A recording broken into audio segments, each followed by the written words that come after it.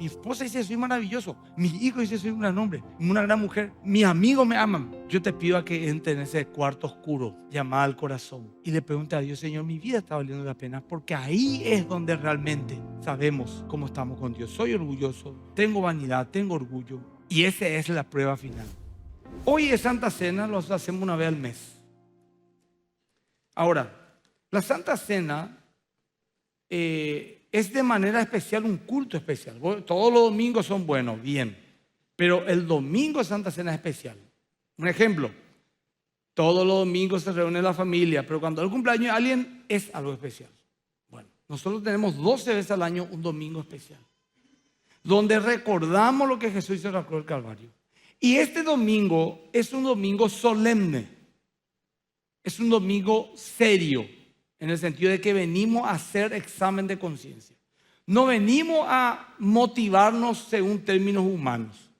Es un domingo en el cual nosotros nos enfocamos de manera especial en la cruz de Cristo y en lo que Él hizo por nuestra salvación, para que el pueblo de Dios 12 veces al año de manera especial sepa cuál es su fe, sepa en quién han creído y puedan también calibrar su vida de manera especial. ¿Por qué? Porque hoy tenemos Santa Cena y hoy tenemos que participar del pan y el vino, y el pan y el vino no lo participa cualquiera. Tienen que ser hijos e hijas de Dios en primer lugar, que se hayan identificado públicamente con Cristo en el bautismo, pero fundamentalmente que no esté viviendo de una manera desordenada, porque esto es un acto muy sagrado. De hecho, el Señor dice eso. Entonces, si alguna persona por algún motivo o una circunstancia está viviendo en un desorden moral, emocional, tiene que abstenerse hasta que cambie. Esto no es desmotivarle para que siga viniendo a la iglesia. Esto es justamente al revés. Era motivarle a ordenarse para que puedan participar de la comunión del Señor. Fíjense, esto no es me están discriminando. No, esto es no te queremos discriminar o ponerte en orden con Dios para tu propia bendición, la de tu familia, y para que vos puedas recibir la comunión plena con nuestro Señor. No es excluirle, sino apurarle a incluirle a todos ustedes para que estemos ordenados delante de Dios. Y justamente ayer, preparando este mensaje, vino a mi mente algo muy interesante. Una pregunta que yo les quiero hacer a ustedes. Pero la pregunta lo voy a hacer allá hacia 3/4 de mi mensaje. Previamente quiero darle un contexto y luego les voy a hacer una pregunta sincera. No quiero crear morbo, pero el mensaje hoy va a ser fuerte. Y para darle más fuerza a esto, yo pedí, y dentro de un rato voy a pedir, ahora no todavía, unas imágenes que quité de la película La Pasión de Cristo, muy crudas, muy fuertes, para que a medida que yo vaya describiendo algo en la Biblia, ustedes puedan también visualizar y en alguna medida poder entender lo que el Señor hizo y el sacrificio que esto implica. En primer lugar, quiero usar 2 versículos como un fundamento sobre el cual edificar todo lo demás del mensaje. El primero está en el libro de Hebreos, capítulo 12, 1 al 2. Vamos a leer, traigan sus Biblias, ábranla, léanla. Hebreos 12, 1 al 2 dice: por tanto, nosotros también, teniendo en derredor nuestra tan grande nube de testigos, despojémonos de todo peso y del pecado que nos asedia, y corramos con paciencia la carrera que tenemos por delante. Puesto los ojos en Jesús, el autor y consumador de la fe, el cual, por el gozo puesto delante de él, sufrió la cruz, menospreciando el oprobio, y se sentó a la diestra del trono de Dios. Acá dice que Jesús subió a la cruz, sufrió la cruz, murió en la cruz, menospreciando el oprobio, la burla de la gente, pero su fin fue glorioso. Se sentó a la diestra del trono de Dios. Pero no solamente Jesús se crucificó, también el Señor nos llama a nosotros a subir en la cruz. En Gálatas 2:20 dice, leemos un conocido versículo, dice la palabra de Dios, Gálatas 2:20. Con Cristo estoy juntamente crucificado, y ya no vivo yo, mas vive Cristo en mí. Y lo que ahora vivo en la carne, en este cuerpo físico, lo vivo en la fe del Hijo de Dios, el cual me amó y se entregó a sí mismo por mí. Gálatas 2:20. Escuchando un mensaje del pastor Leonard Ravenhill, es muy difícil escucharle a Leonard Ravenhill. Sinceramente, no es fácil. Hay que tener, su mensaje a veces a los 10, 12 minutos yo ya no puedo más escuchar porque es tan profundo, tan confrontativo, tan centrado en la cruz de Cristo que no es fácil, porque te calibra constantemente el mensaje de este hombre. Y escuché 5 veces ayer la misma prédica. La prédica que hoy voy a hacer no es la de él, me inspiró a lo que voy a escribir hoy. Pero quiero compartir una pequeña estrofa de lo que él dijo. Tú nunca has visto la agónica muerte de un hombre en la cruz. En cuanto un hombre era clavado en una cruz, él perdía absolutamente todos sus derechos. Si algún día te clavaras en una cruz, tú también perderás los tuyos. Es cierto, nunca nosotros vimos un hombre clavado en una cruz. Y digo hombre porque literalmente solamente a los hombres se les crucificaban. A las mujeres no tenían ese castigo. Porque era tan violento, tan cruel, tan indigno que aún los perversos romanos, violentos e indolentes, decían, tiene que tener un límite de esta maldad. Por lo menos a las mujeres no les vamos a crucificar. Los hombres sí. Y no todos, solamente esclavos y libertos no romanos. Luego por traición, por sedición, por lo que fuera, a una mujer o a un romano no vamos a permitir que sufra tal indignación. El stauros o cruz significa palo o algo que está en vertical. Fue inventada posiblemente por los persas y los fenicios.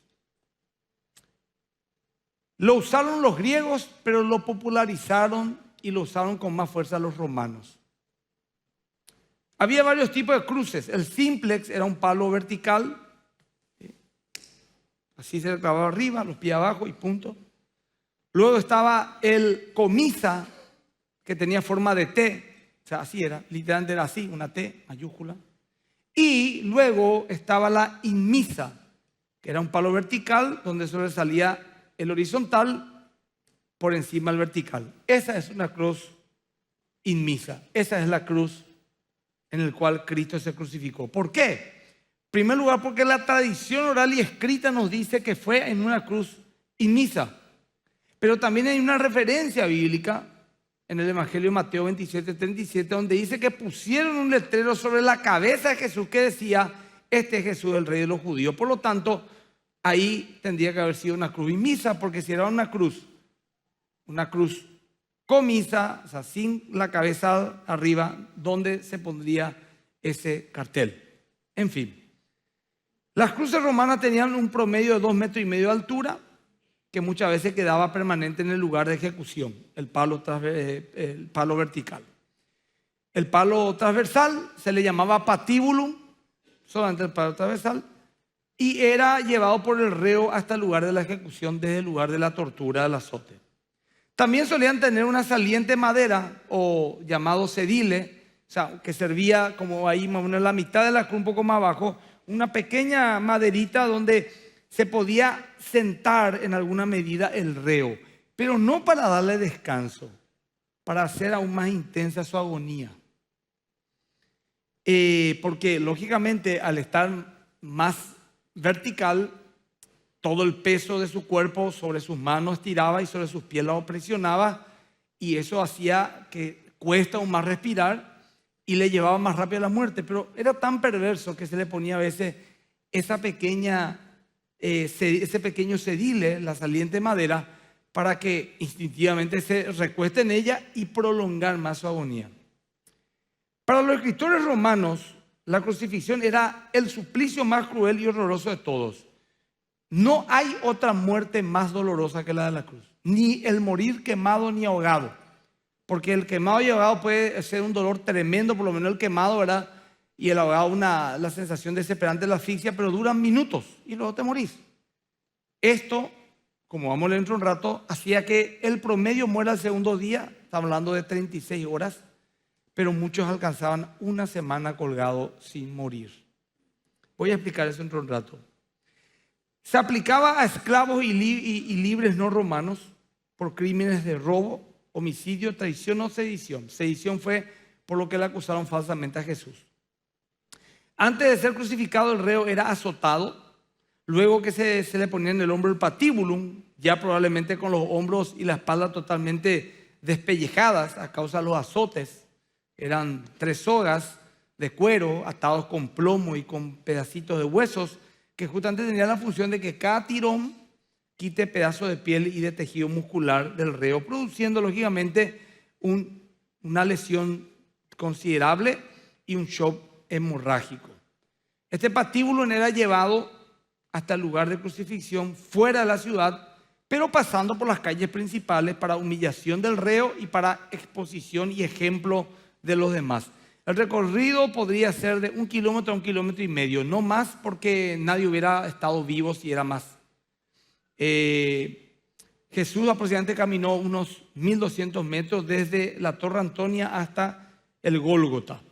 Iban custodiados por 4 soldados con una tablilla que tenía el crimen por el cual le estaban crucificando, ¿verdad? Ahora yo quiero que pongamos unas imágenes que van a quedar ahí, van a ir rotando esas imágenes, y yo quiero que mientras yo estoy escribiendo, ustedes también puedan mirar gráficamente lo que pudo haber sido aquello.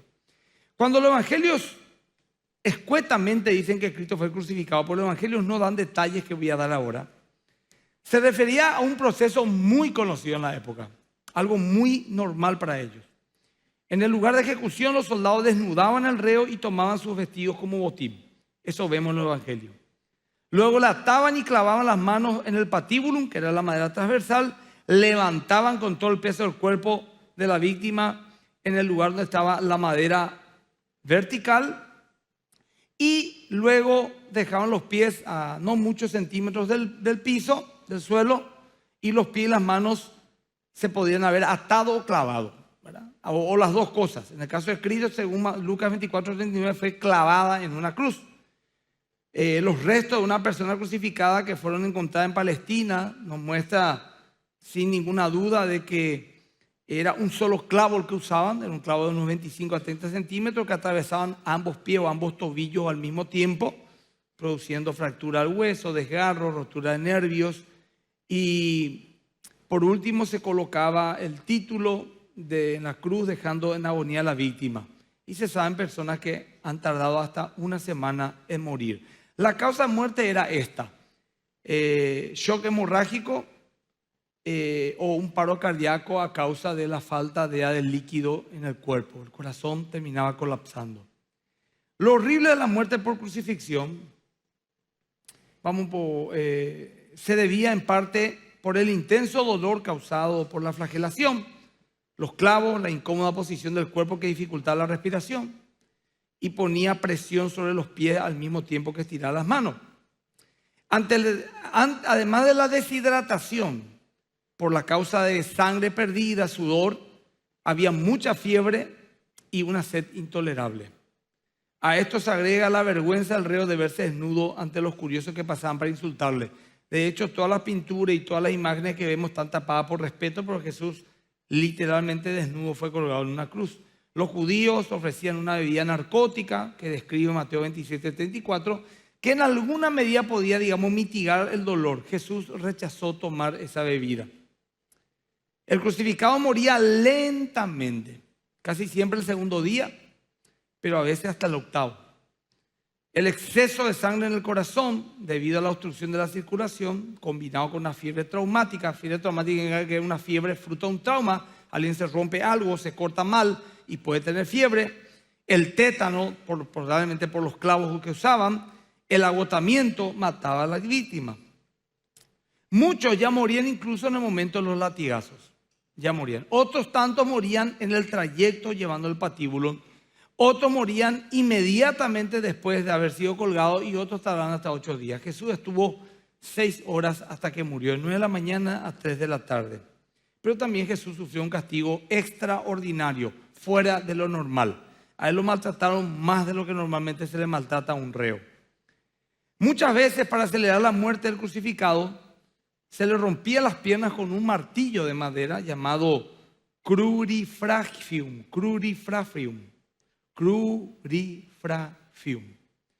Como vemos en Mateo 19:32, que le hicieron a los ladrones, no a Jesús. Él estaba colgado y como ellos todavía estribaban así, ¿verdad? Estribaban y podían todavía levantar el cuerpo para respirar y tomar bocanadas de aire. Le rompían la pierna literalmente así, le quitaban del lugar con un mazazo para que ya no puedan estribar y la bocanada no podía tomar porque aparte del dolor, lógicamente ya no era el hueso sobre la carne, así era fuera del lugar y ya no podía. Y iban muriendo ahogados. Si por ahí aún así tardaba, se quemaba algo debajo de los pies, pero no para quemarle con fuego, sino para crear una humareda y que el humo termina asfixiándole a la víctima. La agonía tenía que ser total y extrema hasta el último segundo de su vida. A Jesús no hubo falta romperle los pies, las piernas, no hubo falta tirarle humo por la cara, porque él murió ya desangrado y se corroboró eso. La corroboración final era la lanza a la altura del corazón. Entonces, esto es lo que podríamos dimensionar en lo físico, más o menos. Y digo más o menos porque tenemos un cuerpo físico y a veces nos cortamos nomás y cómo nos duele, ¿verdad?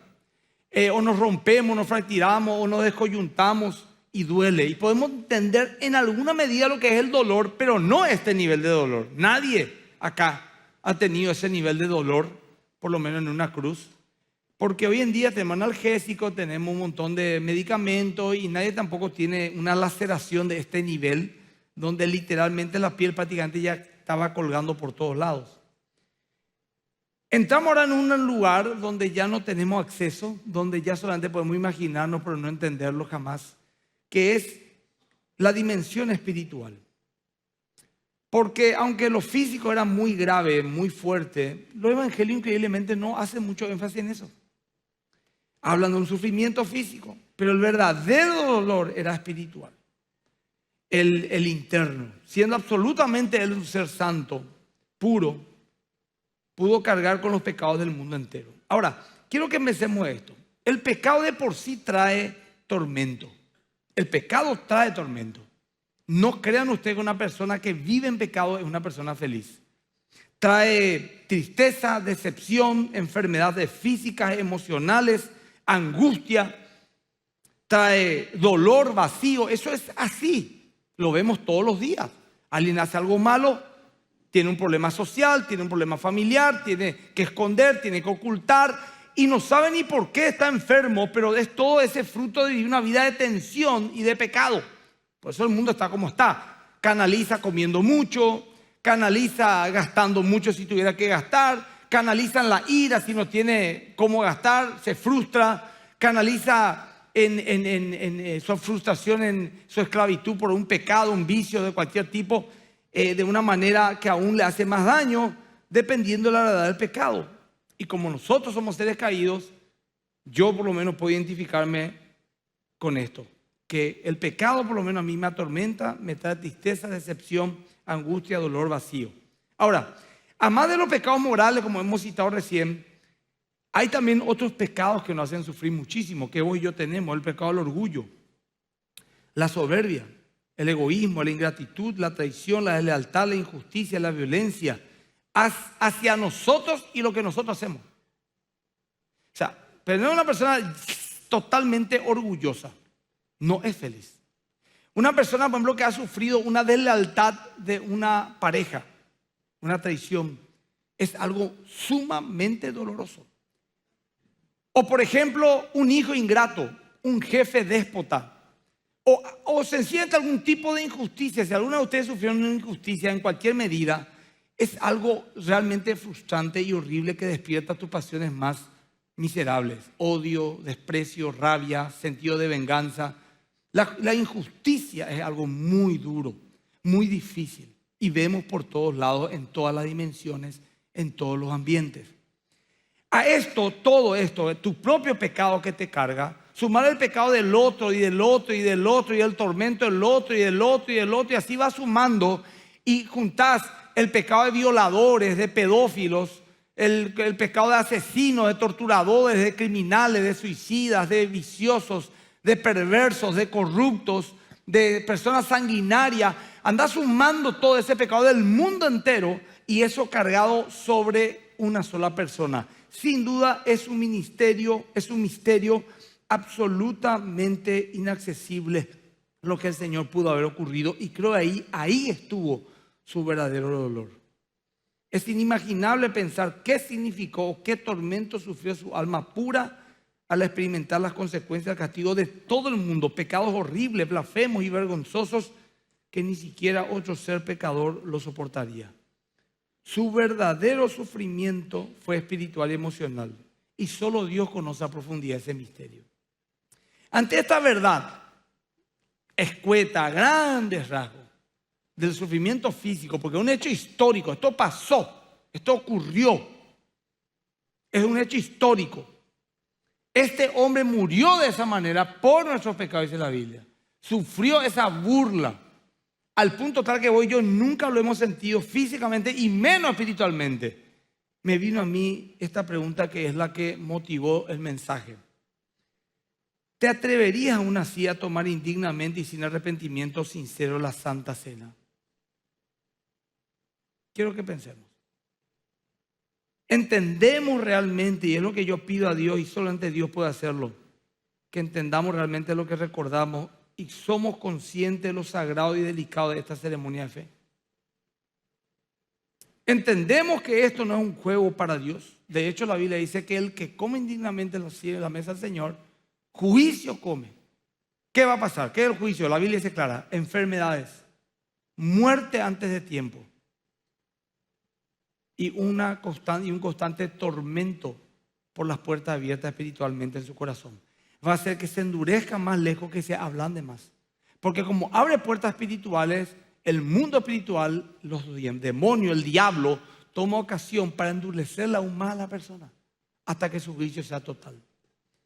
Esta mañana una persona se me acercó y me dijo: pastor, quiero pedirte perdón porque yo quiero participar de la Santa Cena y yo pequé en contra tuya en mi corazón. Ni siquiera hablé mal de vos con nadie. Yo me enojé contigo en mi corazón. Y eso me sirvió para darme cuenta lo delicado y lo fino que tenemos que hilar. Fíjate bien, estamos hablando de alguien que en su corazón, ¿quién no habló mal en su corazón de alguien? ¿Quién no le juzgó a alguien en su corazón? ¿Quién no hizo un juicio por otro en su corazón? Pero esta hermana tuvo la conciencia, la convicción de pecado para decir: yo no puedo participar de esta bendición sin entrar a cuenta. Y pedir perdón no es fácil. En mayor o menor medida es difícil acercarte. Ustedes, si son casados, se dan cuenta que no es fácil pedir perdón. No es fácil perdonar. Querés hacerlo, pero cuando lo haces ya te dice otra vez perdón, y seguimos. Y ya te corta, ya te llena de ira, ya te da rabia, y vos decís, por uno pensar, la otra persona piensa: ¿cómo soy tan complicado, tan complicada? ¿Cómo me cuesta tanto ver la profundidad de mi corazón? ¿Cómo puedo ser tan ególatra en no tener la capacidad de ser sumiso, manso, amoroso a todo en mayor o menor medida? Entonces yo pregunto una cosa: ¿cuánto más aquel que está viviendo en una abierta rebeldía en contra de Dios? Vos dirás: pero ¿por qué una persona querría lo mismo participar en la mesa del Señor en esa condición? Puede ser por ignorancia, puede ser por dureza de corazón, puede ser porque no es salvo. Fíjense cómo la Santa Cena a 11 les bendijo y a uno le llevó al suicidio por el tormento, que fue Judas, porque consumió y salió corriendo. Y no era digno de comer. Ahora, nadie es digno en cuanto a sus obras, pero sí somos dignos en cuanto a la fe y en cuanto al deseo sincero de cambiar. De eso voy a hablar dentro de un rato. Ahora quitamos esta imagen y ya no es necesaria. Gracias. Pero increíblemente el Nuevo Testamento, los escritos nuevo testamentario, no se referían solo a la crucifixión como algo de dolor, sino tenía mucho significado. Por ejemplo, la crucifixión se refería al mensaje de salvación por la muerte de Cristo. En 1 Corintios 1:18 dice: no me avergüenzo del evangelio, porque es poder de Dios para salvación de todo aquel que cree. No me avergüenzo de la cruz, dice también. Ahí está 1 Corintios 1:18, exactamente dice así. Dice: porque la palabra de la cruz es locura a los que se pierden. Perdón, yo cité Romanos 1. Pero a los que se salvan, esto a nosotros poder de Dios. Porque la palabra de la cruz, el mensaje de la cruz es locura para los que se pierden. Vi esta semana también un debate entre un ateo y un apologista cristiano. Y en un momento de su intervención el ateo dijo: ¿por qué un Dios tan santo, justo y bueno, con un tono súper burlón? Era muy difícil de escucharle, por más que sus argumentos eran bastante interesantes, pero tanta ironía, tanto orgullo, su mirada, su porte, su mentón levantado, su tono lleno de burla, diciendo: no encontró una mejor manera de salvar a la humanidad que enviándole a su hijo a morir en una cruz, torturado vilmente en algún lugar oscuro del Medio Oriente. Tenía una elocuencia, pero de elocuencia del infierno. Es una locura, sí, es una locura. Pero luego entró el cristiano y dije: ¿qué tiene que responder el cristiano a esto? Y empezó a hablar y vi al doctor Lennox, que es un matemático y cristiano, un apologista, con una humildad, con una sencillez, un anciano ya él es, argumentando a favor de la cruz, y pude ver la contraposición en la locura para el que se pierde y el poder de Dios que había sido este mensaje para el que se salva. Pero ahí también vemos que los cristianos veían la crucifixión como su salvación. 1 Corintios 2:2 dice: porque me propuse no saber entre vosotros cosa alguna sino a Jesucristo y a este crucificado. Pablo decía: este es el mensaje que salva. Cristo murió por ustedes en sus pecados, arrepiéntanse y recíbanle como su Señor y Salvador. También los cristianos veían la crucifixión como su salvación.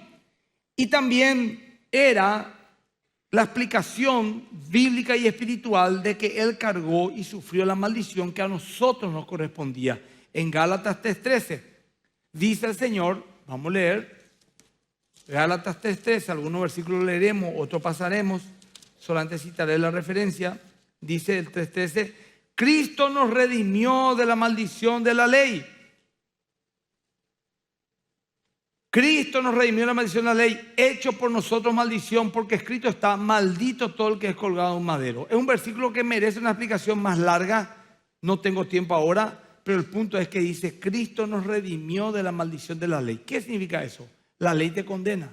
La ley dice: a ver, si vos cumplís la ley, estás fuera del castigo de la ley. Si vos incumplís la ley va a caer con todo su peso. Las consecuencias vienen, por ejemplo, matar, robar, estafar, comprar, todo lo que es la ley, cruzar luz roja al semáforo, ¿verdad? Todas esas son leyes para el orden, y el que la incumple las paga.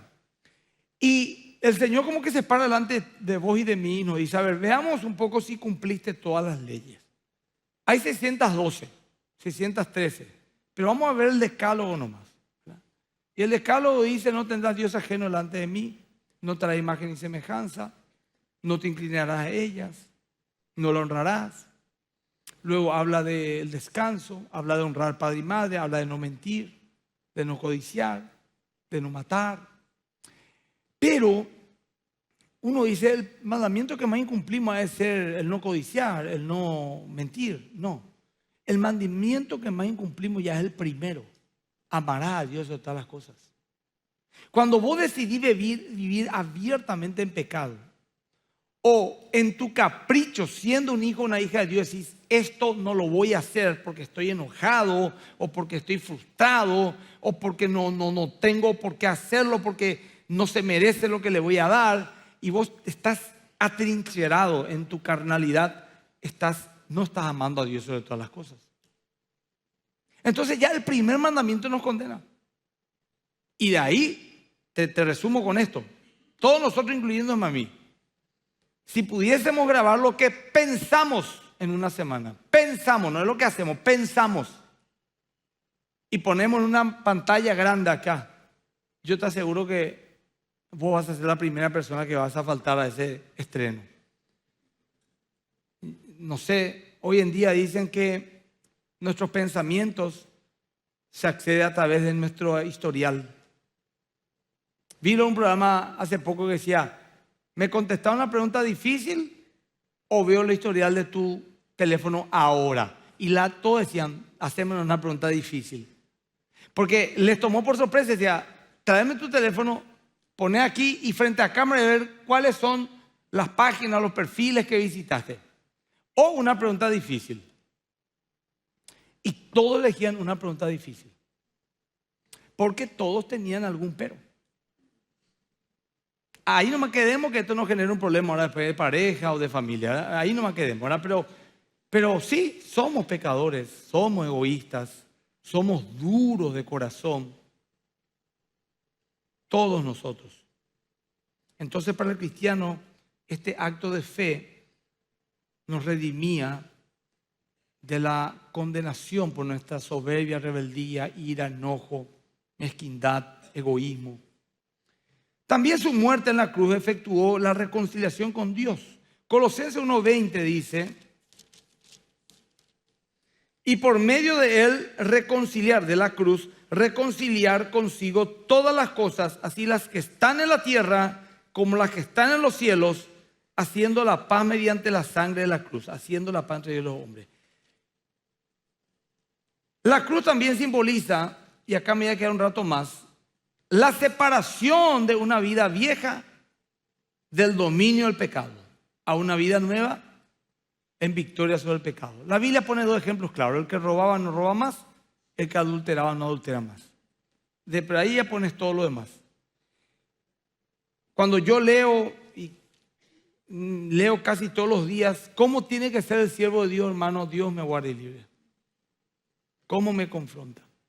Y dice, por ejemplo, 1 Timoteo 3:1, de manera especial a los pastores, pero de manera general a los cristianos: si alguno anhela obispado, buena obra desea, pero es necesario que el obispo, pone acá al creyente, sea irreprensible, marido de una sola mujer, sobrio, prudente, decoroso, hospedador, apto para enseñar, no dado al vino, no pendenciero, no codicioso de ganancias honestas, sino amable, apacible, no avaro, que gobierne bien su casa, que tenga a sus hijos en sujeción con toda honestidad, pues el que no sabe gobernar su propia casa, ¿cómo cuidará la casa de Dios? No un neófito, un nuevo creyente, no sea que envaneciéndose caiga en la condenación del diablo, porque uno nuevo vuelve a poner una altura ya grande y se te marea, se quiere volver soberbio. La Biblia dice que no le ponga el esclavo sobre el caballo, dándole a entender que una persona está preparada para un cargo, no tiene que ocupar ese cargo porque se va a engrandecer a sí mismo. También es necesario que tenga buen testimonio con los de afuera para que no caigan en descrédito y en lazo del diablo. Después también habla otras cosas, tiene que ser sin doblez.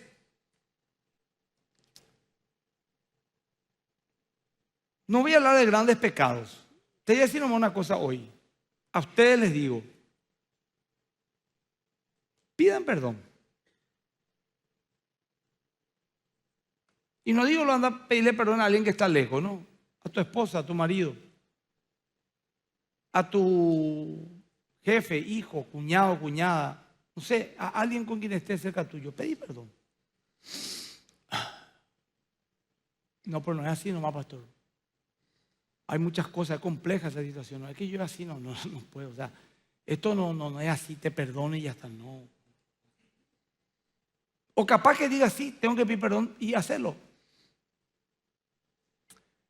Perdona. Eso no te digo. Perdona. Yo a veces perdono de corazón. Eso a mí me pasa, no sé a ustedes. Perdono, digo, Señor, perdono, suelto, ya está. Se acabó. Y después de otro día me viene en mente otra vez. Estoy re enojado. Perdona otra vez, te dice. Bueno, todavía perdóname. Y yo sé que veo ahí la esclavitud de mi alma. Qué duro que soy. Y tengo elocuencia y tengo excusa que te voy a convencer a vos, menos a Dios, de que no tengo que perdonar, que las cosas no es así nomás. Después dame un tiempo. En ese dame un tiempo el diablo hace maravillas en contra tuya. Destroza todo. La Biblia dice que nos demos un tiempo para dedicarnos a la oración, dice. Pero nosotros pedimos un tiempo para hacer lo que querramos, especialmente en pareja. Y si la Biblia dice que para orar un matrimonio que está bien, se separen por un tiempo como un acuerdo para que no sean tentados por el diablo y caigan. Cuanto más una pareja mal parada, peleada, enojada en la carnalidad, que se separan por carnalidades, el diablo no le va a tentar. Es de ilusos creer que no va a pasar nada. Por favor, pongo un solo ejemplo. Y mientras más esperas para la reconciliación con tu hermano, con tu hermana, con tu papá, con tu mamá, con tu vecino, con lo que sea, más difícil va a ser reconciliarte, porque tu corazón, lejos de ablandarse, se endurece cada vez más. ¿Y sabe quién pierde delante de Dios? Vos y yo. Bueno, yo sí es que soy yo ese, y vos sí sos vos esa persona. ¿Querés saber la dureza de tu corazón? No te estoy diciendo deja esa relación adúltera, deja ese trabajo deshonesto, porque capaz que lo hagas. Perdona y pedí perdón. Sin reclamo. Pedí perdón. Te pido perdón, mi amor. Bueno, está bien. Pero nuevamente, ese tacto contamina todo. ¿Sabes qué diga? Te pido perdón. Bueno, ese es orgullo puro y duro. Eso es soberbia. Una soberbia que para nosotros, que somos todos una manga de pecadores, está bien, normal, lo entiendo. Para Dios no. Quiero ser fino en mi apreciación. Pues si yo digo, sos un adúltero, a lo mejor muchos hombres fieles se consideran una gran persona. No, hoy todos tenemos que participar con pureza de esta mesa. Excusas vamos a tener siempre. No, este domingo. ¿Vos sabés cuántas veces a mí me pasó? Yo tuve la tentación en estos años de decirle de repente a un pastor, pastor, reemplázame el domingo de Santa Cena porque yo tengo que hacer un viaje. Mentira, tenía que resolver cosas que no quería. Si anteayer nomás me peleé, no voy a estar perdonando 2 días después, va a ser un chiste. Por lo menos una semana no está enojado. Y justo me cayó la pelea en medio de la Santa Cena, en medio de la pelea. No voy a estar yo perturbando mi pecado para hacer una bendición de consumir la Santa Cena. Claro que estoy siendo irónico, ¿verdad? Pero es lo que aparentemente uno dice. Ahora otro dice, no, que el otro es lo que me tiene que pedir perdón. Yo voy a participar. Total, yo no le hice nada malo. Consumimos. Juicio comemos. ¿Entienden lo fino que hay que hilar? Y voy a ir a, pero pastor, no se puede vivir así. Sí, en la carne no se puede vivir así. Pero la Santa Cena, ¿por qué exige una pureza y un examen? Para que vos te conozcas, para que vos dependas más de Dios, para que tus relaciones mejoren, para que te humilles, para que tomes tu cruz, para que aplaques tu ego y para estar bien con Dios, que es lo que vale. Nada de todos los obstáculos para la Santa Cena es más que la Santa Cena. La Santa Cena me refiero a la comunión plena con Dios. Plena. Porque si no consumís la Santa Cena, o no sos consciente, o sos muy duro, o sos ignorante, o sos una persona impía. Pero como esta hermana, por ejemplo, que me dijo, pastor, quiero participar de la Santa Cena, dignamente, o como para cualquier creyente, el pedir que ustedes reconcílense, perdónense, ámense, dejen el pecado, era una motivación para decir, lo voy a hacer porque quiero participar de la comunión plena de la Santa Cena. Nosotros no creemos que el pan y el vino es un elemento que en sí mismo es mágico, no. Creemos que es espiritual, claro que sí, sigue siendo pan y vino, pero es el acto en el cual yo participo, el corazón con que participo. Quiero continuar un poco más. Esto no es así nomás, gente. Por ejemplo, yo puedo ahora disponerme con sinceridad y lágrimas, dejar, por ejemplo, no sé, la ira, por decirte, un pecado muy común también. Y ahora participo y en 2 horas más caigo. Eso ya, no sé, ya, eso ya es otro tema ya. Pero si yo hoy estoy arrepentido, ahora tengo que consumir. Después puedo caer o no, eso ya no sé. Pero sí me comprometo a cambiar mi corazón y a vivir como Cristo vivió. Ahora, ¿qué pasa, pastor, si pido perdón y de eso los agarran para abusar más de mí? Es su problema, no el tuyo. Siempre va a haber una excusa. Que yo perdone no significa que tengo que permitir que siga abusando de mí. Significa que tengo un corazón limpio, sin rencor, sin iras ni contienda, dice la Biblia. Supongamos un hijo rebelde y vos por ahí te dice, y vos también fuiste papá ausente, y vos decís, te pido perdón, mi hijo. Y se agarra de eso para abusar de vos. Vos decís, yo te pido perdón, estoy arrepentido, me voy a rectificar, pero papito, en casa hay regla. No mezclemos una cosa con otra. El perdón pues no es sinónimo hacer lo que querés conmigo, total, abusarme, maltratarme, golpearme. No. No significa eso. Significa tener un corazón puro y sincero. Conmigo mismo. Yo soy el primer beneficiado. A veces también vos pedís perdón por la pareja. Perdóname. Y tu pareja te dice, no, no es así nomás. Y te da rabia. ¿Y sabes qué tenés que hacer ahora? Morir a vos mismo. Morite. No quiero que me toque. No le toque. Pero no por orgulloso, porque vos estás orando. Estás en comunión con Dios. Te pongo ejemplos muy de que a todos nos va a tocar. Porque acá, si digo ladrón y a lo mejor alguna borracho, yo no soy.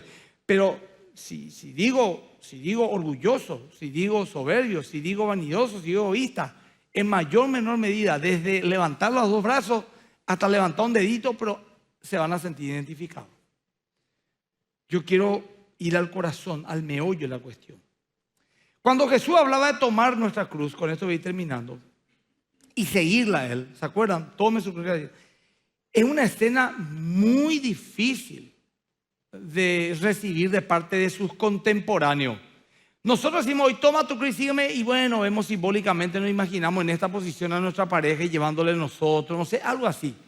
Pero en aquella época era algo muy chocante. Es llevar el patíbulum, es estar ensangrentado, es caminar desnudo. Era poco agradable escuchar. Un mensaje así era muy difícil de dar. Tome su cruz cada día y sígame. Eso habla, por ejemplo, de Gálatas 2:20. Con Cristo estoy juntamente crucificado y ya no vivo yo, más vive Cristo en mí. Eso significa murió mi ego. Murió mi ego. Murió mi ego. El egoísmo está por todos lados. Si vos sos un buen observador, vas a ver el egoísmo por todos lados. En tu propia vida, en la vida de todos. Hasta la gente más sincera contigo actúa con una cuestión egoísta. Es muy humano. El Señor te dice en Gálatas 2:20 un insulto que nosotros usamos porque es un gran consejo. Morite. Usted en la pareja de repente tengo una consejería y le dice, ustedes ya se dieron el consejo acá frente a mí 2 o 3 veces, el mejor consejo se dio. Escuché que tu esposa te dijo, morite. Y vos te dices, morite vos. Ustedes son gente espiritual y sabia, se están dando un consejo bíblico. Mueran. Mueran a su ego, mueran a su orgullo. Gente, no se sientan solos. Si alguno acá dice, yo soy el único que lidio con todos estos mambos, con todos estos problemas, no te acuerdes de toda la iglesia, acordate de mí nomás. Yo te aseguro que estoy en la trinchera contigo. También soy un pecador. También tengo orgullo, vanidad, egoísmo, soberbia, altivez, impulsividad. Yo sé también lo que es decir, nunca más a los 1 minuto, boom. Sé esa frustración, conozco. Pero peor todavía porque yo después otra vez encima tengo la carga de 1 Timoteo 3, irreprensible dice. Y encima yo estoy expuesto. O sea que si te sirve el consuelo, la estamos peleando. Pero también hay una tercera muerte. La muerte con la vieja vida, la muerte con el yo y la muerte con el sistema, el mundo. Gálatas 6:14, ¿qué dice? Para nosotros está complicado porque vivimos en una sociedad tan impía. No es fácil. Gálatas 6:14 dice, pero lejos esté de mí gloriarme o jactarme, sino en la cruz de nuestro Señor Jesucristo, porque en el mundo me es crucificado a mí y yo al mundo. ¿El mundo qué significa? ¿No irse al shopping? No. El mundo significa adquirir los valores del mundo como propios. Hace poco me mostraron un cartel acá en Paraguay, un abogado que seguro no es creyente, dice, no sigas sufriendo en el matrimonio, divórciate, sé feliz, sé libre, tal número, abogado fulano de tal, tema de número de teléfono, abogado para divorcio. Eso, por ejemplo, es un típico mensaje del mundo. Eso te muestra, ¿verdad?, que no hay una mentalidad cristiana. Y dejale, y andate, ¿qué te importa? Y plantate, y prenderle uno. Es así. No es fácil. El Señor te dice, toma tu cruz cada día y sígueme. Ahora te repito, tu cruz no es tu esposo, ni tu esposa, ni tu hijo, ni tu hija. Créeme, yo lo entiendo. Yo por mí mismo entiendo, mi cruz soy yo mismo, mi carnalidad. Yo tengo el control de mí, no de los demás. Yo puedo tener el hijo más ingrato del mundo, puedo tener el esposo, la esposa más ingrata del mundo, puedo tener el jefe más déspota del mundo, pero soy yo el que decido llevar o no mi cruz del rencor, del odio, de la frustración, de la violencia, del desprecio. La Santa Cena es una meditación, es un entrar a cuenta y es tomar en serio este acto de fe tan grande. Repito, a la luz de todo lo que hemos hablado, alguien se sacrifica tanto por vos, tanto. Hay una película que lo vi hace 30 años, para mí es muy especial, una de las películas más impactantes que vi en mi vida, y fue creo que la única vez en mi vida que me fui al cine con mi papá. Miramos en aquella época en el viejo cine Premier de Montevideo, hace como 30 años, En busca del soldado Ryan. Si no lo han visto, mírenlo, especialmente las nuevas generaciones. Un comando de 7, 8 soldados tenía que ir a buscar a un tal Ryan, un soldado paracaidista en la Segunda Guerra Mundial, después de la invasión a Normandía, Francia, porque de sus 4 hijos de su madre era el único que quedó vivo, los otros 3 murieron en el desembarco y en otros lugares. Entonces la orden del ejército era traerle vivo al único hijo vivo que quedaba para una mujer. Y cuando ellos entraron en territorio enemigo, Tom Hanks era el actor principal, el comandante. Sabían que podían morir para salvarle la vida a otro.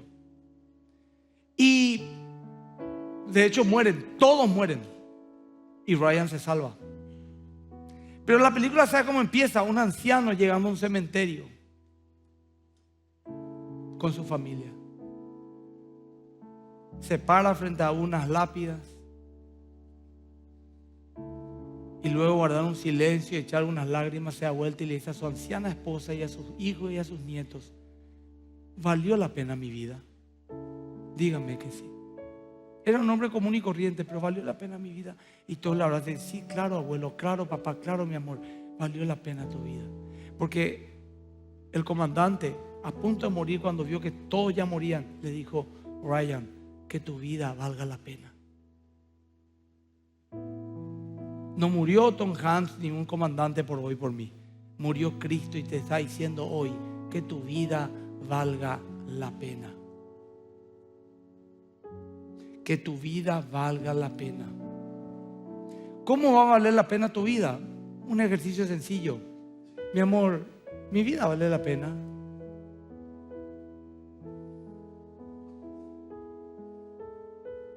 Ahí ya tenés una respuesta. Hijos, mi vida valió la pena. No digo una persona perfecta. Papá, mamá, mi vida vale la pena, o estoy caminando a un camino que no vale la pena. Y al último, y lo más importante, Dios, mi vida vale la pena. Porque mi vida puede valer la pena para mucha gente. Yo puedo ser un empresario rico, puedo ser un político poderoso, puedo ser un deportista influyente que inspira a millones de jóvenes. Pero si mi vida interna es una miseria para con Dios, ¿de qué te sirve ganar el mundo entero si perdiste tu alma? Dice el Señor. Entonces tenemos ejercicios bien básicos. Si no pasas el filtro a tu familia, de la sociedad ya hay problema. De la sociedad me refiero no a lo que la gente opine, me refiero a cómo vos estás aportando o estás siendo un lastre.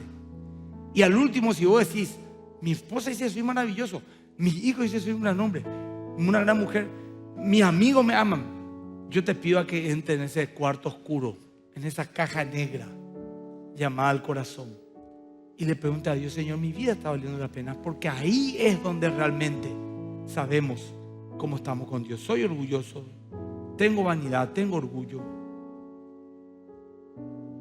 Y esa es la prueba final. Yo pido que en la Santa Cena participen solamente aquellas personas que están con un sincero deseo de hacer bien las cosas con Dios, que tienen a Cristo como Salvador. Porque esto no es algo místico, esto no es voy a comer para tener suerte. No, la Biblia dice teniendo memoria. Y si hay un área de tu vida que está desordenado, arregla primero. Esto no es, me está discriminando, no. Esto es la motivación justamente para que lo arregles y vengas pronto a participar. Para confrontarte y también para ordenarte, porque es tu bendición, es para tu bendición. Ordena tu vida con Dios. Y si decís, pastor, estoy en una situación tan compleja que no es una cosa que la siguiente Semana Santa, o sea, la siguiente Santa Cena ya voy a poder consumir. Pero ya podés diciéndole, Señor, ayúdame a salir de esta. Ayúdame a organizar mi vida. Y ahí Dios va a empezar a hacerte. Yo te cuento un ejemplo nomás. Hace ya 20 y pico años, yo me fui a un grupo que se llama Los Hombres Negocios del Evangelio Completo. Y me quisieron elegir como presidente de capítulo. Pero yo tenía un problema. Yo era un emprendedor, tenía mis locales comerciales, esto, aquello, lo otro, todo bien. Pero yo tenía que hacer algunos truquitos ahí para no pagar tanto impuestos que todo el mundo hacía. Por ejemplo, comprar sin factura, con factura. De repente había algunos calzados que tenían ciertas etiquetas que no eran legales en el mercado. Todo el mundo lo hacía. Y cuando todo el mundo lo hace te parece más normal. Pero yo tenía un pequeño problema, porque era así. Este es un precio, pero si lo hacemos de otra manera es otro precio. Toda mi competencia hacían el otro precio. Y si yo hacía ese precio normal, ganaba menos o tenía que vender más caro y no vendía. Después venían los inspectores, y lo digo claramente. Los inspectores de Hacienda entraban en un negocio y salían a los 1 minuto. ¿Por qué? Porque se les daba una coima. Pero como ellos no podían ni decir todo está regularizado porque es mentira, tenían que buscar víctimas. ¿Quién le buscaba a la víctima? A los que no le daban coima. Entonces entraron a investigar ahí y yo no daba coima. Y una vez le dije al muchacho, le expliqué bien, mira hermano, esto es así todo lo que estoy diciendo. Yo quiero hacer bien las cosas, soy un ciudadano serio. Soy presidente del Hombre de Negocio, le testifiqué, quiero hacer bien las cosas. El tipo en seco me dijo, pero yo tengo que justificar mi venida acá y tengo que multarte.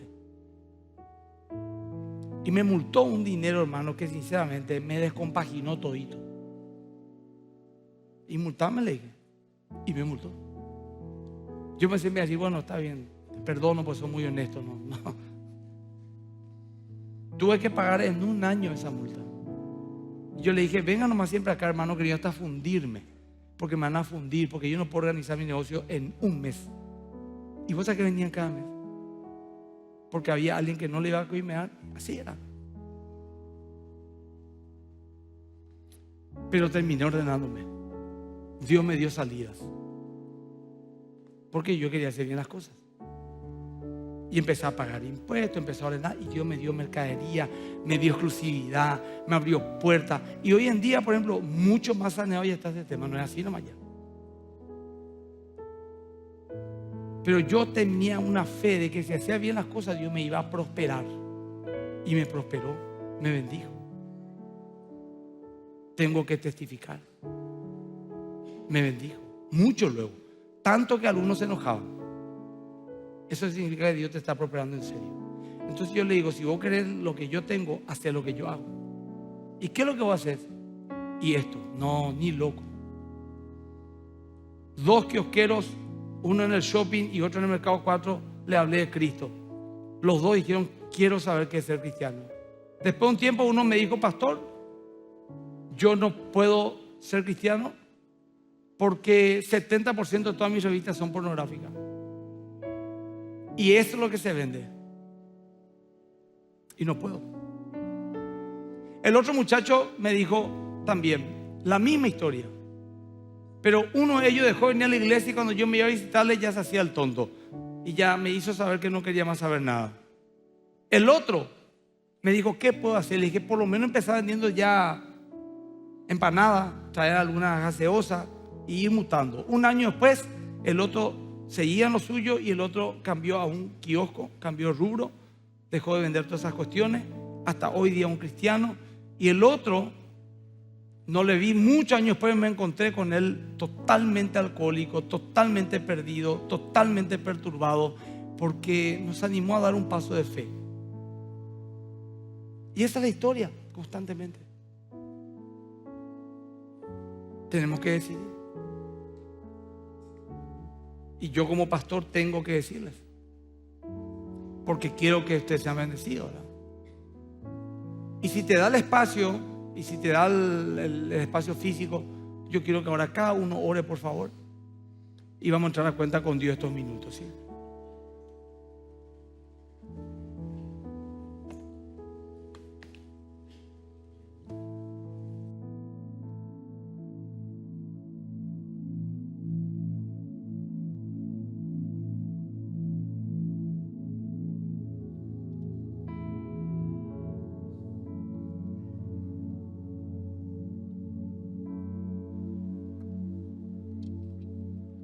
Me has tomado en tus brazos y me has dado salvación.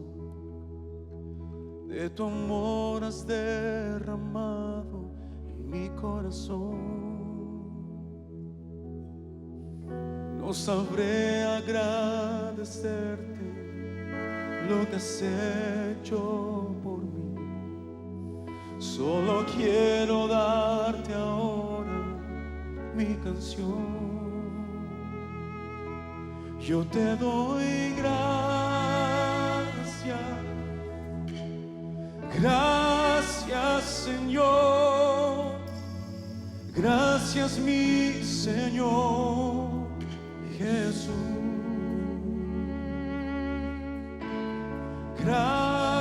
Gracias,